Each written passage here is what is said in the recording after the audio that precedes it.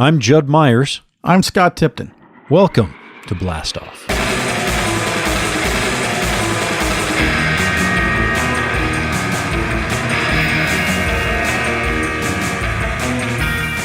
Welcome, everyone, to this week's Blastoff podcast.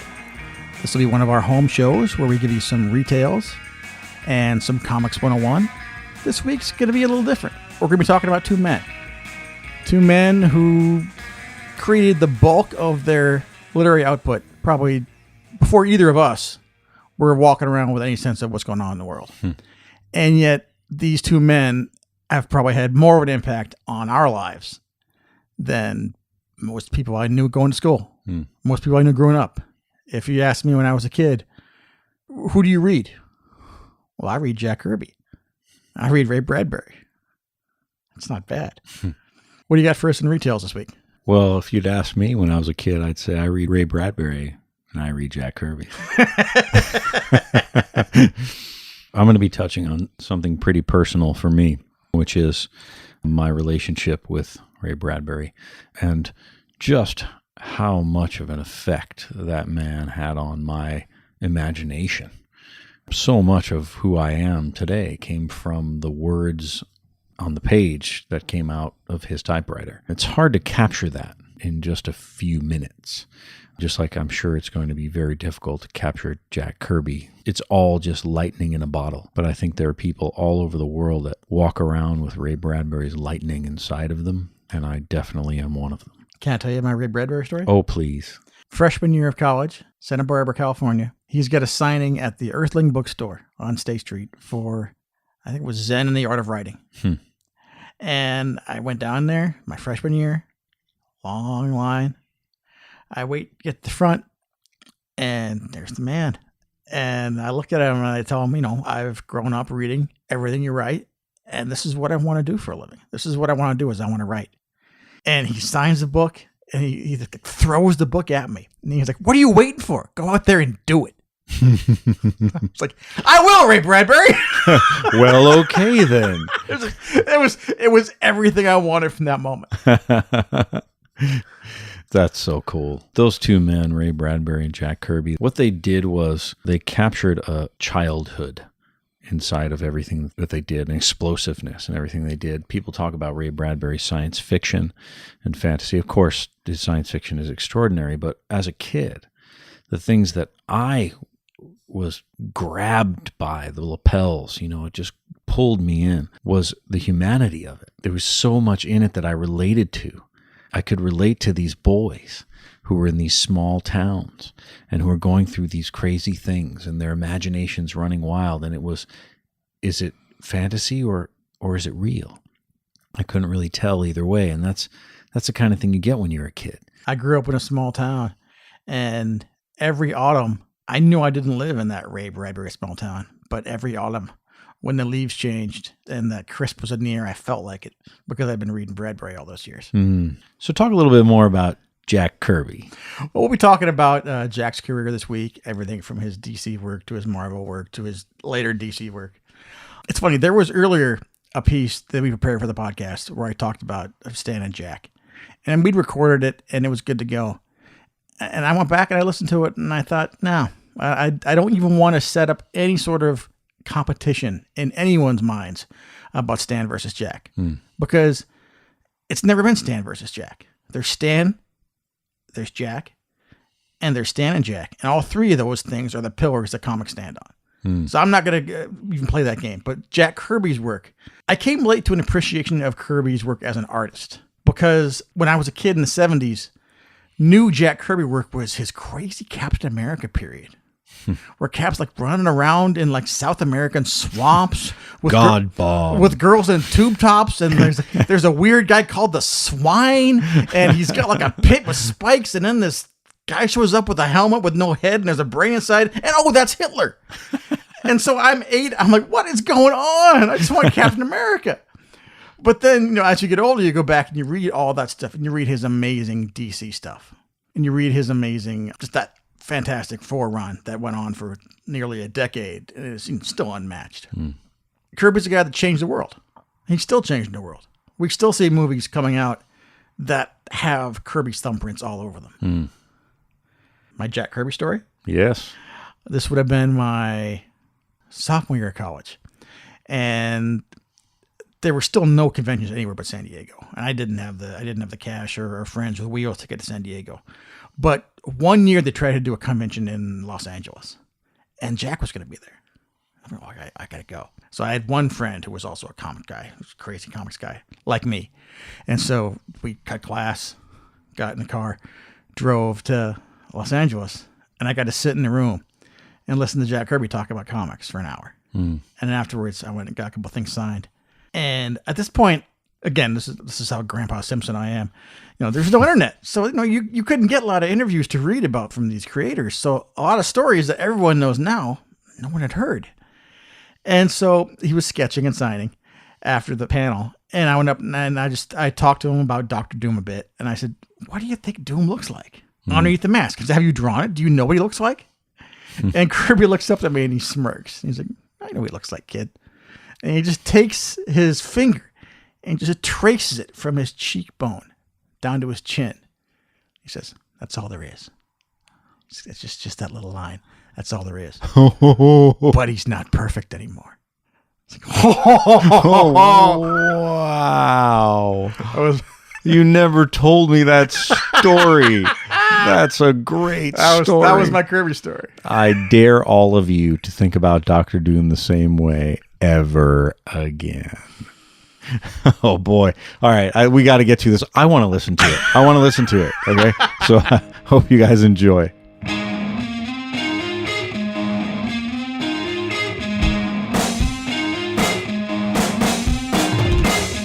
The history of comic books, the characters you love, and the people who created them. This is Scott Tipton's Comics 101.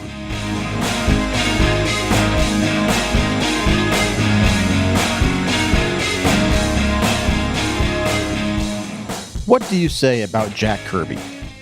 The man practically invented the superhero comic, or at least what most people think of when they see one. Jack Kirby was one of the top guys in the business in the 1940s, on books such as Captain America, The Sandman, Boy Commandos, and dozens more, and he out-and-out revolutionized the industry in the 1960s, creating nearly all of Marvel Comics' trademark characters, from the Fantastic Four to the Hulk to Thor, from the Avengers to the X-Men. Kirby's dynamic sense of storytelling and larger-than-life style swept the comics world, and his timeless ability and character design can still be seen to this day. Nearly everyone working at Marvel Comics is still in some shape or form playing with the toys Jack the King Kirby created, and while there's certainly no shame in that, it bears repeating from time to time. As more and more of the plotting fell on Kirby for Marvel works such as Fantastic Four and Thor, Kirby reportedly disliked that Stan Lee's scripting often did not properly reflect the direction or tone of the stories as he'd conceived them. So during his last few years at Marvel, Jack developed a whole new army of characters and kept them to himself. Since there was no creator ownership in mainstream comics at the time, Kirby wasn't about to turn his newest, most personal concepts over to Marvel, so away they went into the drawer. Frustrated, Jack Kirby quit working at Marvel in 1970. According to a famous rumor, no one working at Marvel at the time received a formal memorandum that Jack Kirby had left the company.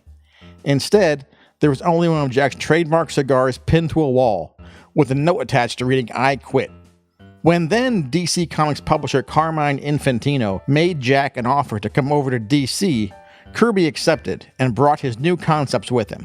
Infantino wanted Kirby to handle at least one existing title, in addition to the new books he had in the works. Kirby had no great love for any of the DC comics, and he didn't want to boot another artist out of a job, so he told Infantino to give him whatever book didn't have an artist, even if it was the lowest selling title DC published. As a result, Jack Kirby made his post-Marvel DC debut on Superman's Pal Jimmy Olsen number 133 in October of 1970. Readers who were expecting the placid, Mort Weisinger-style Jimmy Olsen stories they'd seen for years were in for a shock. Suddenly, every issue was full of new concepts. The Whiz Wagon, Project Cadmus, the Harrys, a new Newsboy Legion and Guardian, revivals of previous Golden Age Kirby work for DC. and lurking in the background was a mysterious new villain that would soon become very important in the rest of Kirby's DC work. Darkseid, the uncontested dictator of the hellish world Apocalypse. The new Kirby take on Jimmy Olsen was so revolutionary that Infantino ordered the faces of established Superman characters Superman, Perry White, and Jimmy Olsen to be either redrawn or heavily inked by established Superman artists Al Plastino and Murphy Anderson. Kirby fans were outraged that DC tampered with his art, and Jack himself reportedly wasn't pleased, but he was busy putting the finishing touches on the debut issues of his 3 new series for DC, which he would write, draw, and edit. Kirby was in complete control of his work for probably the first time in his career, and his enthusiasm showed. In 1971, Kirby debuted his signature work at DC, later dubbed the Fourth World Saga, with The New Gods, Mr. Miracle, and The Forever People. Together with Superman's pal Jimmy Olsen, Kirby intended these stories to be part of an interconnected epic. This epic would run 40 or 50 issues of each of the 3 central titles, and culminate in a grand finale for the entire saga, which Kirby envisioned being then slightly condensed and reissued as a series of hardcover collections from mass-market bookstores. Now, it's important to remember the time frame. This is 1971 we're talking about. There were no miniseries in comics, never had been, and comics weren't designed to be finite and have endings. And the idea of reprinting the comics in a hardcover? Selling to bookstores? Ludicrous. Comics are sold to newsstands and grocery stores, and that's it. Kirby was already about 25 years ahead of the industry, correctly predicting what would eventually become the lifeblood of today's modern comics market. Sadly, Kirby's epic was never properly finished. After less than 2 years, only 11 issues each of New Gods and The Forever People, and 18 issues of Mr. Miracle, Kirby's series were canceled, ostensibly for low sales, a claim that remains in question. Some fans and critics have accused Infantino of canceling the books because he just didn't get them, or because they look too much like Marvel books. But he steadfastly maintained that the series' sales weren't there, and it was purely a business decision. Other historians claim the sales were steady, if not spectacular, and certainly not the worst-selling DC titles by far. Still, it's easy to imagine that the average 1970s-era DC Comics reader might have been a little taken aback by Kirby's dynamic, explosive work. Not to mention Kirby's, shall we say, unique approach to dialogue, which often sounds little like any form of discourse commonly used, and could more properly be termed a kind of free-form word jazz. After the books were axed, Kirby created a second wave of titles for DC, including OMAC, Commandy, The Last Boy on Earth, and The Demon, then returned to Marvel for a brief stint, eventually winding up working in animation. When DC editors later realized the genius of the original Kirby Fourth World series, they asked him to return to the series for a grand finale. Kirby made several attempts, first in a New Gods reprint series, and then with the DC graphic novel The Hunger Dogs, but both DC and Kirby agreed that they were less than successful. Even so, Kirby's characters have remained active in the DC universe ever since. Kirby often referred to The Pact in New Gods number 7 as his favorite of all the stories he'd created. And it's easy to see why. Before this, his Fourth World story had moved along at a breakneck pace, introducing concepts and characters non-stop. But in The Pact, we get the first glimpse of backstory in the saga. Darkseid engineers the murder of the wife of his enemy Isaiah, the High Father of New Genesis, setting off the war between the idyllic paradise of New Genesis and Darkseid's hellish planet Apocalypse. The ferocity of war and the despondency of Isaiah as he realizes war has ravaged his once verdant world is portrayed as only Kirby could. The moment is both evocative of his best work at Marvel, and yet entirely new and uniquely Kirby. As for Darkseid himself, he's probably Jack Kirby's single greatest creation. Over the years, Darkseid has become the most dominant villain in the DC universe. His thirst for power motivates his every action, with his schemes for conquest often taking years to come to fruition. Looking as if he's carved from solid stone, Darkseid doesn't exhibit the weakness for honor shown by other Kirby villains, such as Dr. Doom. One of Darkseid's few weaknesses is emotion, namely pride in his son Orion, who opposes him at every turn. Kirby found interesting ways to convey this visually. When Darkseid is meant to be intimidating, implacable, or otherwise inscrutable, his eyes are a solid mass of red, conveying no emotion. However, when he's exhibiting fear, concern, or jealousy, he's drawn with normal pupils, appearing more human and mortal. If New Gods provided the grand epic in Kirby's new universe, Mr. Miracle was meant to show off a ground-level human struggle on top of the requisite Kirby high adventure. Mr. Miracle recounts the adventures of Scott Free, son of Isaiah, who escapes the slave pits of Apocalypse and flees to Earth, where he performs as Mr. Miracle, escape artist extraordinaire.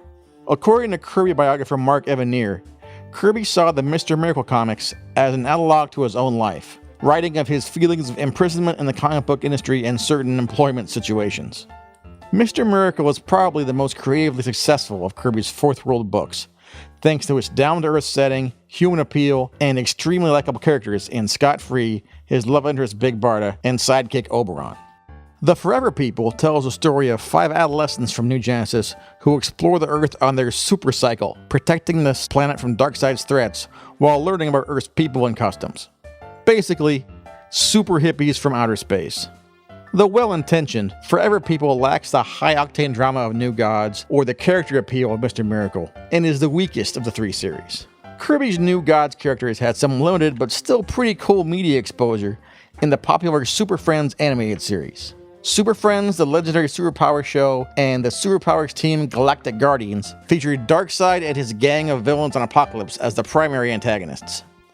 As a running subplot, Darkseid has a curious fixation with Wonder Woman, which is probably an easier sell to kids, and more important to network executives, than Darkseid's usual murky motives.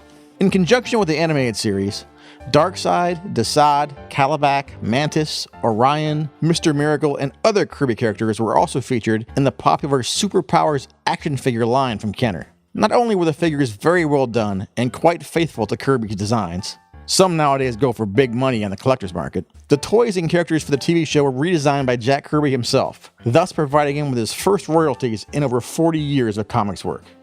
DC Comics has occasionally remarked, with no undue pride, that it paid Kirby more for creating Darkseid than Marvel did for creating its entire universe. After leaving DC Comics in the early 1980s, Kirby was courted by a new publisher, Pacific Comics, one of a few new independent publishers to arise during the birth of the direct market.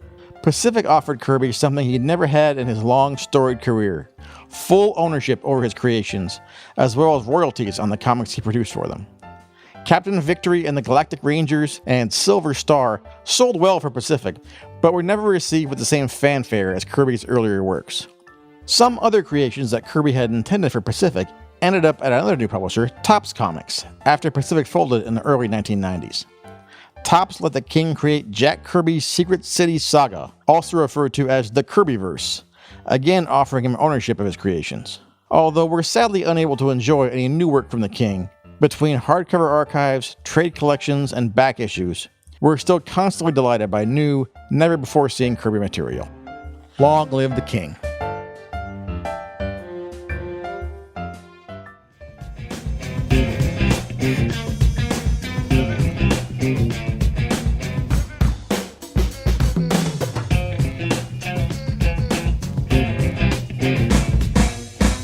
I'm here with the manager of our Blastoff store in North Hollywood, California. Harley, introduce yourself. I'm Harley Sobaka, and if you've gone to the shop, you've probably met me. And we're about to do a new segment, and Judd's going to ask me some questions about it. Oh, it's always so weird for me to introduce myself, because I feel like if you come to the shop, you know me really well.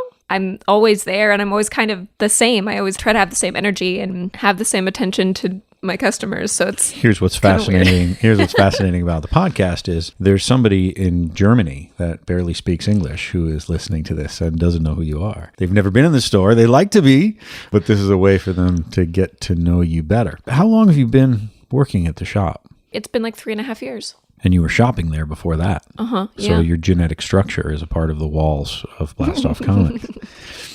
Tell us a little bit about your history. Let everybody know who you are and where you came from. I grew up in Monterey, California. Beautiful, beautiful part of Northern California. Since a pretty young age, I always liked kids. I have 2 younger siblings and an older brother. I remember when I was about 10 years old was the first time my older brother babysat, and he really didn't do the babysitting I did. I did the babysitting. And for most of my life growing up in Monterey, I did lots of volunteering at the libraries. I would do story time with kids, craft time with kids, because my mom and actually my brother both worked in the library system over there. I used to teach dance as well. I taught dance to kids.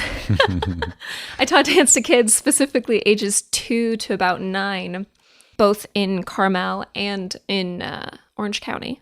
I worked at Disney. I went to college for, well, originally child development was my major. Child development psychology was my original major. You seem surprised by all of this yourself. Like, wait a minute, I seem to have a running theme I'm like, here. oh, right. Then I switched my major to dance, but then I ended up teaching kids dance. So it was kind of all in the same area. And even when I was back home in Monterey, I did programs at the aquarium that were with kids. Even though I was also a kid, as soon as I was a few years older than the other kids, I would help work with the kids. So yeah, it's kind of been a theme my whole life. I've always done volunteer work with children, and I used to tutor children when it came to reading. Kids were having a hard time with reading. Sometimes kids who English was their second language. Even though I only speak English, I helped them with their reading and development, and I would do tutoring at the library for kids. And you took your passion for reading Rainbow and put it into that arena. I did. Oh, I was so obsessed with that show as a kid. Between the fact that he was on Star Trek Next Generation and then also on my kids show, I loved LeVar Burton.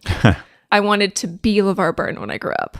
You realize that after we do this for a little while, there are going to be a lot of little kids who are going to want to be Harley Salbaka. There's already little girl Sarah who comes into this shop. Whenever she reads a book, she says she's little Harley. That is true. I gotta say, there are times where I am in the shop and it's your day off, and I'm like, all right, I'm covering, and I'm in the store, and the door flies open, and a little girl will come rushing in and see me, and look like she's about to burst into tears. And then Dad will come in and Harley. And he'll be like, she's not here today, but look, there's Judd. And I'll go, hi. Okay, she'll be back soon, I promise. A few of them have really intense reactions when they see me there. It's kind of funny. The other day when the same little girl, Sarah, came in, she hadn't come in for, I think, 2 weeks, and the last 2 times she came in, it was you. So when she opened the door, she got so excited that she, let go of the door and, almost shut the door on herself.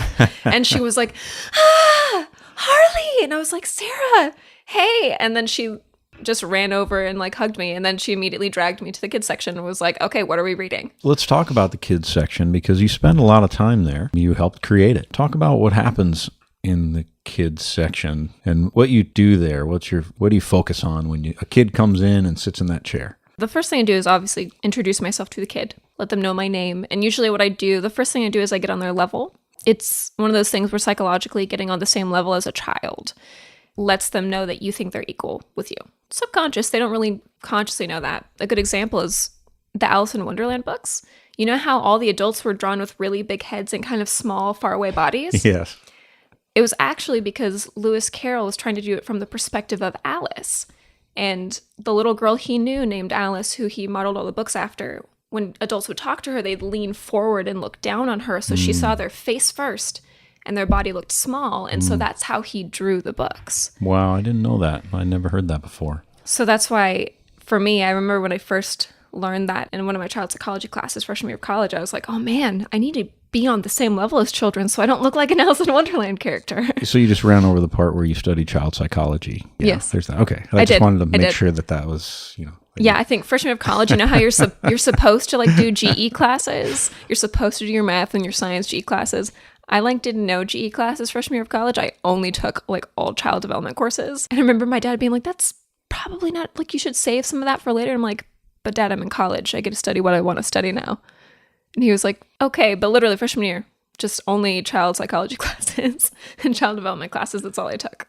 And let's talk about this show and what it is that it's going to be. You're talking about getting on the same level with kids. You're talking about child psychology. You're talking about working with kids and reading and introducing them to books, sometimes them introducing books to you. What's the heart of this show? What is it going to be? What can people expect? They can expect, obviously to hear me talking to kids, but the point of it, I think, for me is that we all were kids once, and it's great having a fresh, unbiased take on anything, on comics, on subjects, but also for kids, hearing other kids talk about reading and with a passion is going to encourage other children to want to read. So a lot of this is about kids reading, because reading is so, so, so important to child development and developing their brain. and their intellect. It's key. It's a key tool in a child's healthy brain is reading, which is probably why they have a library at the Children's Hospital. But for adults, it's being able to go back and go, oh, right, I was a kid. I used to think like this. I used to have this fresh take on things, an unbiased take on things. And it's about that passion that you had as a kid, and also showing other kids that you can have a passion for reading. So it's a show about passion. Yeah. Passion through the generations. I like it. So if all of you out there are in the neighborhood in North Hollywood, please come in and introduce yourself to Harley. And she will certainly love to see you and your family and help your kids to find a direction for their young minds. But for those of you who can't and only get to know us through your ears, get ready, because we're going to have some wonderful segments. I'm really excited about it. I look forward to seeing what happens. So everyone, we're very pleased to add to this wonderful segment, Small Talk.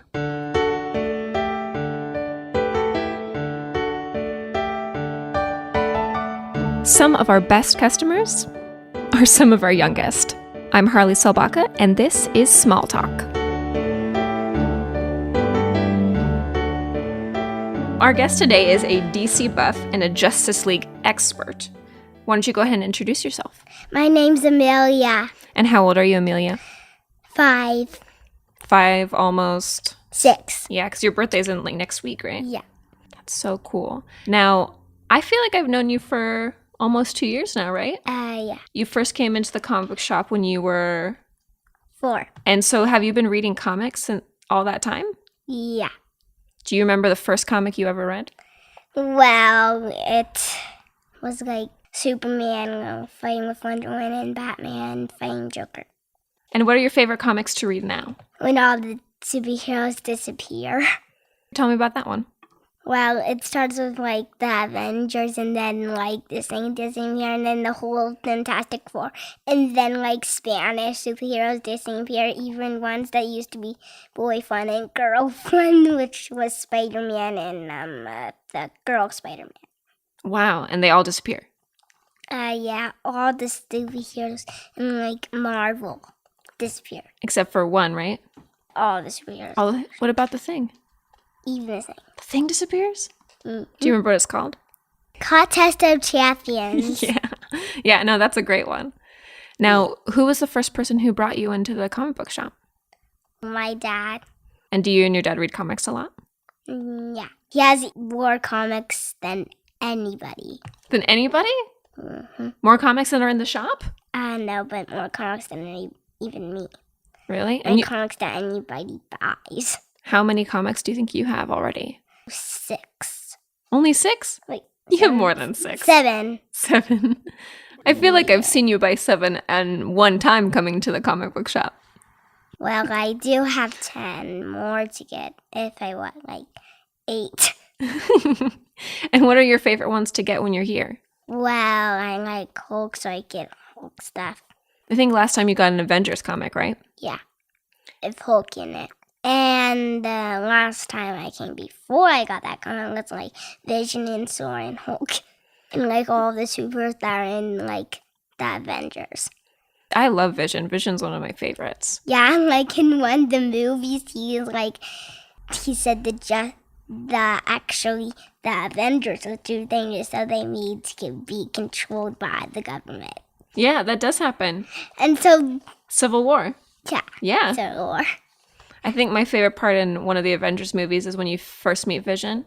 And do you remember when he looks at Thor and he sees Thor's cape? And then he makes himself a cape? Yeah. I like that part. I thought that part was funny. I didn't see that, but if I did, I think that was really cool. And then right now, what are you wearing? Well, I'm wearing a Spider-Man jacket and superhero dress with DC superhero girls. I actually have a DC Superhero Girls shirt. I had to get it from the kids section in a large, but it fit, so I got it. I was really excited because they don't make them for adults, only for kids. That size is like your size. Yeah, I had to get an extra large so it would fit me. So, do you watch the DC Superhero Girls show and read the comics? Can you tell me about DC Superhero Girls? I got 2, so I gave one to my friend. You got 2 comics? Yeah. And you shared it? The same ones. That's really So nice I of gave you. one to my friend because I already have one. And do your friends like superheroes too? Yeah. Which they didn't know about, like, superhero girls, but I gave one to them because I thought they might like it. And did they like it? Yeah. Do you guys play superheroes a lot? Yeah. Even a lot more than Daddy played with my dolls. My superhero dolls. And he was like a hamburger, Mommy said. But it's actually Wait, he was a hamburger? No, it's like a hamburger bomb, he said. A hamburger bomb. Yeah. Wait, so your dad threw a hamburger bomb to blow up your superhero dolls? No, like he was saying that when you're playing. Oh, okay. It was like, I said that was like a lava bomb. If I keep on saying. And then, well, he was playing with Hulk, so Hulk said, that I'm hungry for hamburgers. And then the Vision said, I'm making some hamburgers. But I was like actually playing with Tony Stark and Songbird and the Lost. Because you made a songbird doll, right? Well, I didn't make it, but he had wings. It was my fairy one. Oh, so you pretended that your doll that had wings was Songbird so that you could play with the other Avengers. That's nice. And do you think, since your dad said that Hulk was hungry for hamburgers and Vision made the hamburgers, do you think Vision is good at making hamburgers? I don't know. He's not, but he can't eat because he's a robot. In the Civil War, he cooked something for his first time. Yeah, I was about to say, I feel like he wouldn't be very good at cooking because he doesn't eat. Yeah. That's really right. And when you go to school, you and your friends, you play superheroes. And I remember one time you told me, when you came into the shop, you told me a story that a boy at school told you that you couldn't like superheroes because you were a girl. What happened? Well, I told him about Shiny Knight and Captain Atom. So he said, Amelia, girls don't like superheroes. And what did you say? Well, I said that every girl that watched TV shows of superheroes likes it. Yeah, because everybody likes superheroes, right? Who wouldn't like superheroes? Like, people that only watch like cartoons that are for babies. Cartoons aren't for babies. I still watch cartoons. Well, yeah, which cartoons are for babies. But, well, there's actually a cartoon that's actually really funny, but for almost like a baby age when I watched that. So am I a baby because I watch cartoons No, still? you're not. Thank you. I appreciate that. Some cartoons are for younger kids. But you know what? I still watch a lot of those because they're really fun. I still watch superhero cartoons. Me too. Young Justice. Yeah, which one, Justice? It's really would scare a baby. That's true. Young Justice probably would really scare a baby. I don't think I'd show a baby Young Justice. They do some serious stuff on Young Justice. Yeah. And some serious fighting on Justice League Unlimited. That's true. On Justice Unlimited, they do even more. Yeah, There's more even action more now. than Young Justice. Because that's where Shining Knight is, right? Yeah, which they show every character that's actually in the new Justice League. They show a lot of characters that I don't even know. Well, but you're going to learn about those characters because you're watching them on the show. Which robot suit with a man in the robot suit? Did you know who Shining Knight was last year? No. But you're learning more and more about superheroes because you're reading the comics. And when you're at school and the boy told you you couldn't like it, and you told him that everybody can like superheroes, Yeah. what else did you tell him? I told him about Shining Knight. Mm-hmm. Did he know who that was? No. Nope. Or Captain Atom. So basically, you helped him. Instead of getting mad, you helped him by educating him about more superheroes. So everybody could love superheroes. Mm-hmm. That's very nice of you. That's very grown up.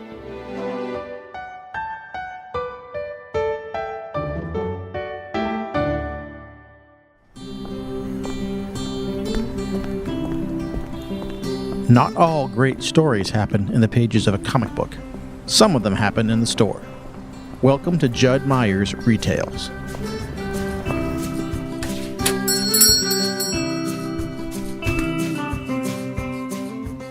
I met Ray Bradbury in a dark basement in the suburbs of Long Island.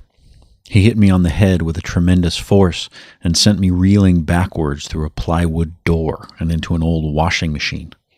I sat stunned on the floor of my mother's laundry room, listening to the growl of the churning clothes and staring into the darkness, frightened.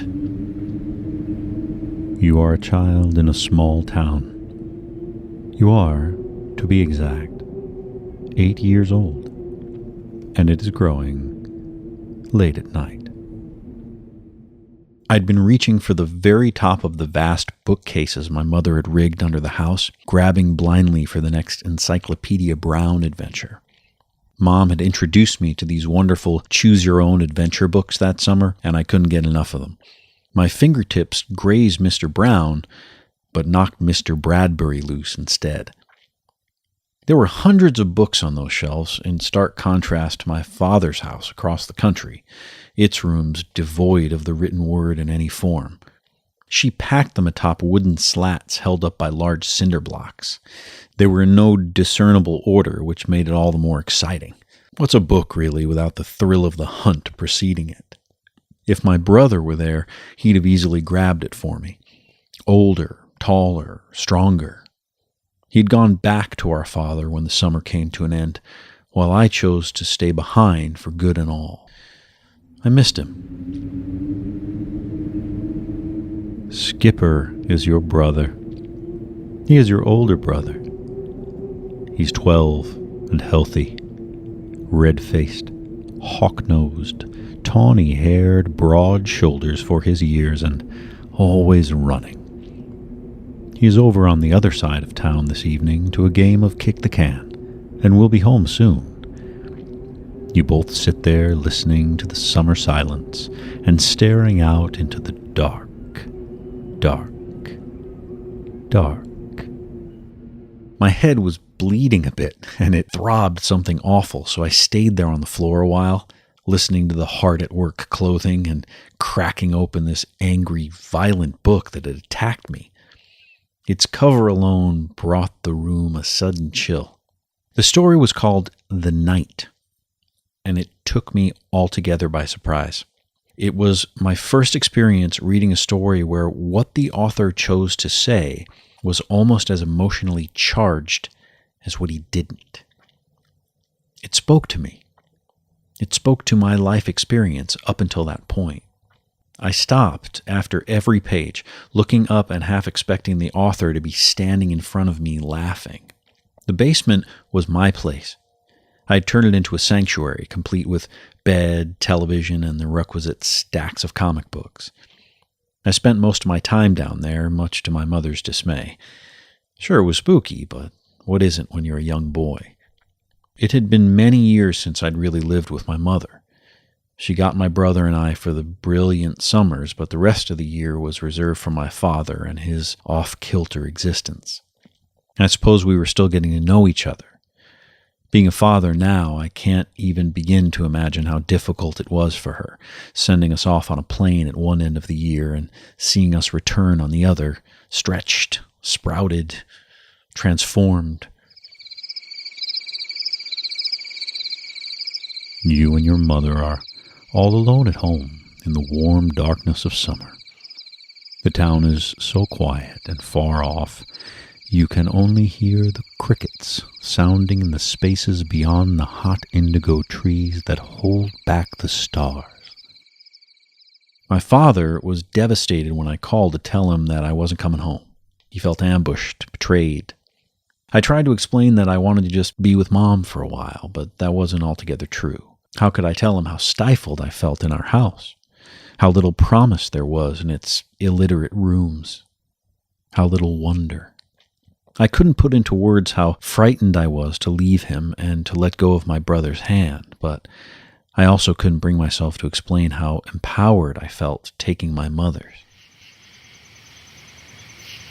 I wonder where your brother is, Mother says after a while. He should be home by now. It's almost 9:30. Mom sits down a moment, then stands up, goes to the door and calls, Skipper, Skipper, Skipper. calling goes out into the soft, summer-warm dark and never comes back. The echoes pay no attention. And as you sit on the floor, a coldness goes through you. You notice Mom's eyes sliding, blinking, the way she stands undecided and is nervous. All of these things. You take her hand. Together you walk down St. James Street. In the back of the church, 100 yards away, the ravine begins. You can smell it. It has a dark sewer, rotten foliage, thick green odor, a jungle by day, a place to let alone at night. You are only 8 years old. You know little of death, fear, or dread. Death is your little sister one morning, when you awaken at the age of 7, look into her crib and see her staring up at you with a blind blue fixed and frozen stare until the men come with a small wicker basket to take her away. Death is when you stand by her high chair 4 weeks later and suddenly realize she'll never be in it again, laughing and crying and making you jealous of her because she was born. That is death. I had read 5 pages and I was terrified, mesmerized, giddy, and dreadfully sad. 5 pages. Felt like 50. Some of the greatest stories are the shortest. The greatest television shows, the greatest movies, and of course, the greatest comics. The ravine. Here and now. Down there in that pit of jungled blackness is suddenly all the evil you will ever know. Evil you will never understand. All of the nameless things are there. Later, when you have grown, you'll be given names to label them with.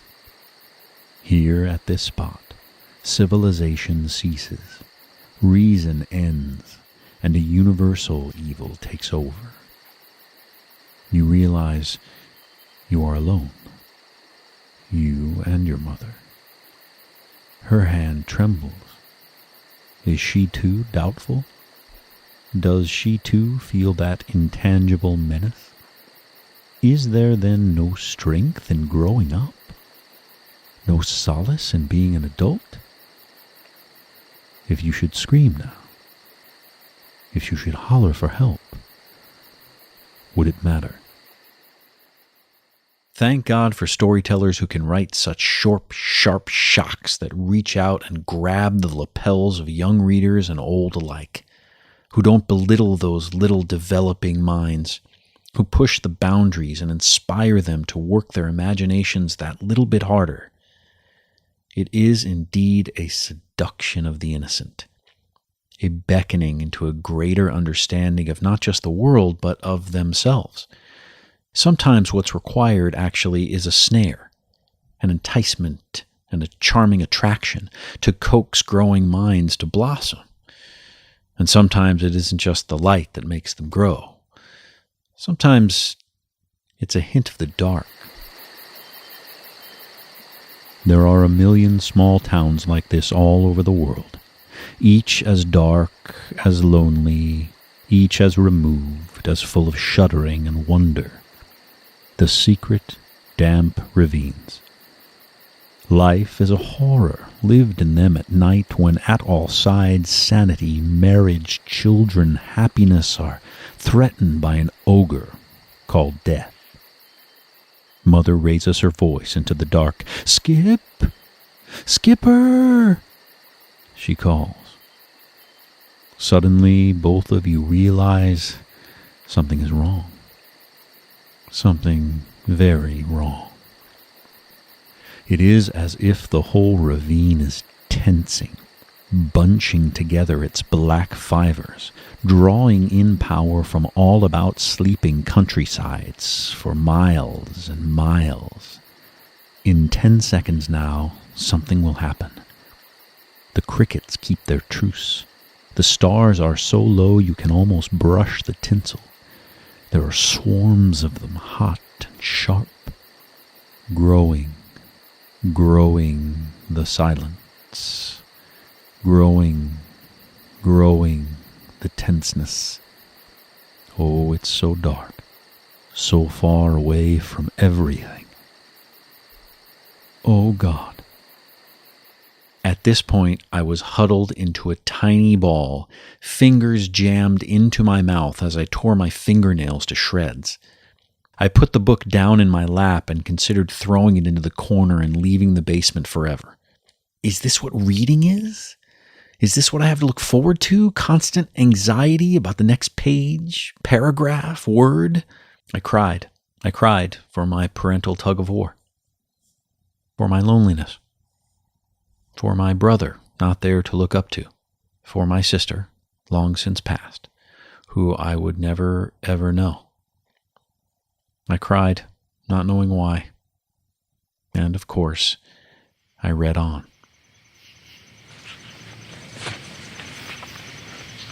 And then the quick scuttering of tennis shoes, padding down through the pit of the ravine.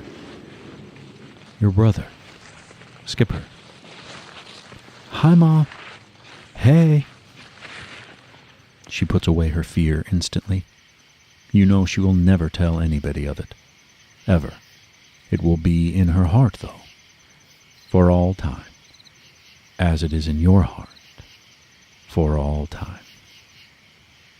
You walk home to bed in the late summer night. You are glad Skipper is alive. Very glad. You go to bed, shivering, beside your brother. You smell the sweat of Skip beside you. It is magic. You stop trembling. 9 pages. The story was 9 pages long. It was fierce and breathtaking, and I was completely exhausted. It was everything a good novel should be. It had everything it was supposed to have, and it was over in a heartbeat.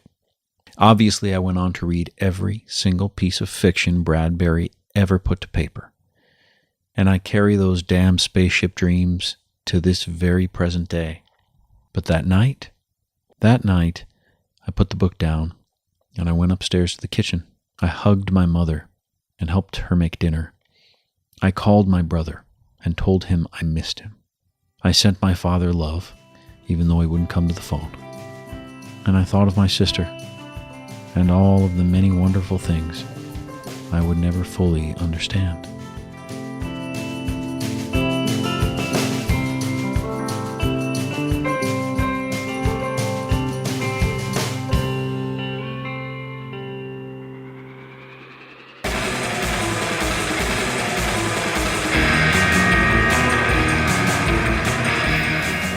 The Blastoff podcast is produced by the Colonel, Jeff Fox, Scott Tipton, and me.